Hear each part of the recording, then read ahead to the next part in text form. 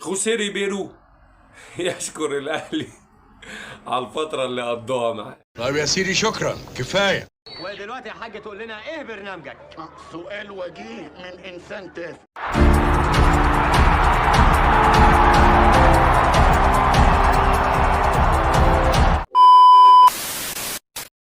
يا ابو الصحاب، عامل ايه؟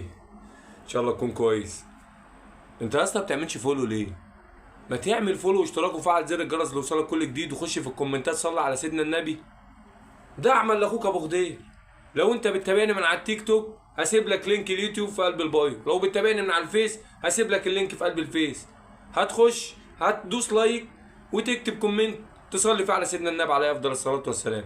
وتعالى اقول لك يا سيدي الرساله اللي قدمها الاهلي لخوسيه ريبيرو النهارده.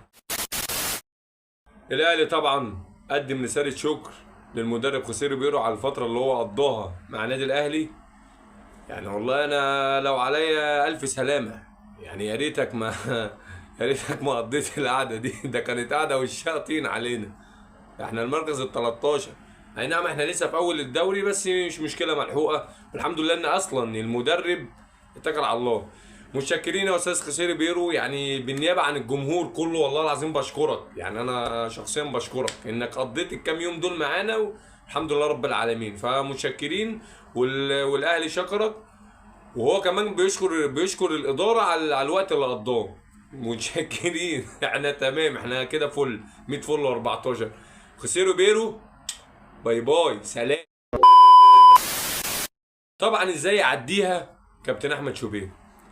كابتن احمد شوبير زي ما انت ما شفت كده هوريك دلوقتي، راح داخل راح غمز غمزه كده وقال لك الاداره شكرت المدرب من غير بقى خناق ومن غير ضرب ومن غير شتيمه ومن غير قله ادب ومن غير دفع عن فلوس، وخد فلوسه وشرب الشاي بالياسمين واتكل على الله. طبعا انتوا عارفين كلام رايح فين.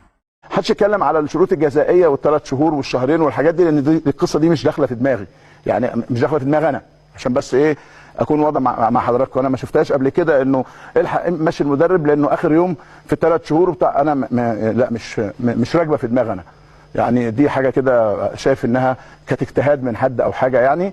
والراجل زي ما انتم شايفين منتهى الادب ومنتهى الاحترام. لو مش عاجبكم ادب وبرضه انتوا احرار، يعني انه في ناس يعني ايه اللي هو الهجوم الهجوم الهجوم الهجوم الهجوم. اوعى تنسى يا ابو الصحاب فولو واشتراك وتفعل زر الجرس ليوصلك كل جديد. خش في الكومنتات صلي على سيدنا النبي. دعما لاخوك ابو غدير. سلام.